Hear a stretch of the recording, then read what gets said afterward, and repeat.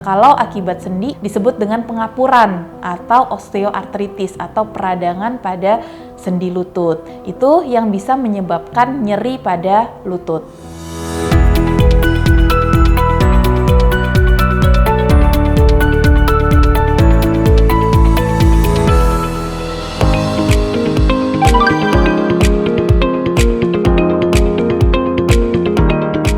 Untuk penyebab sakit lutut tergantung dari struktur yang terkena pada area lutut. Jadi lutut itu tidak hanya sendi saja, tapi banyak area-area yang lain dan juga tergantung dari faktor usianya. Jadi misalnya pada usia yang relatif masih muda, dia seorang pelari atau atlet, itu bisa terkena yang kita sebut dengan iliotibial band syndrome. Jadi nyeri pada regio lutut bagian samping, atau bisa juga cedera ligamen yang mungkin sering dialami oleh pemain sepak bola ataupun terjatuh terus lututnya bengkak, itu juga salah satu penyebab nyeri lutut. Nah, biasanya paling sering kalau akibat sendi itu adalah disebut dengan pengapuran atau osteoartritis atau peradangan pada sendi lutut.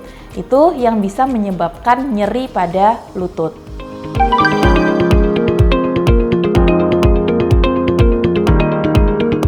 Untuk penanganan pertama, kita harus tahu kalau memang penyebabnya adalah karena tadi cedera akibat jatuh atau jatuh di lapangan sepak bola atau saat berolahraga atau karena suatu kecelakaan, sebaiknya langsung dibawa ke rumah sakit terdekat karena perlu penanganan sejak awal, misalnya perlu memerlukan ronsen untuk memastikan adanya fraktur atau patah tulang atau tidak. Kita harus tahu kalau misalnya ada bengkak merah, kita bisa lakukan dengan kompres es dan diistirahatkan kondisi lututnya. Jadi dalam 2-3 hari mungkin bisa kembali beraktivitas, tapi kalau tidak membaik, batas maksimal adalah 2 hari. Segerakan periksakan kondisi lutut teman-teman semua atau ibu sekalian ke dokter terdekat.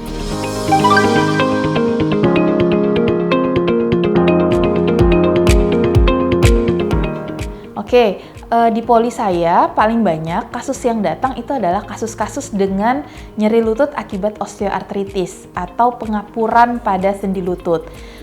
Osteoartritis sendiri diakibatkan karena adanya degenerasi atau kondisi tua pada sendi lutut, biasanya pada orang usia lanjut.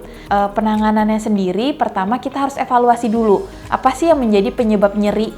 Karena kadang semua orang yang sudah mengalami usia atau penuaan itu terjadi osteoartritis, menghasilkan nyeri. Nggak semua osteoartritis menghasilkan nyeri. Nah, apabila osteoartritis ini menghasilkan nyeri, kita akan lakukan pemeriksaan terlebih dahulu, yaitu di sini tersedia ultrasonografi, yaitu pemeriksaan USG, yang kita bisa menilai struktur jaringan sekitar lutut, apakah ada yang ikut terlibat atau tidak.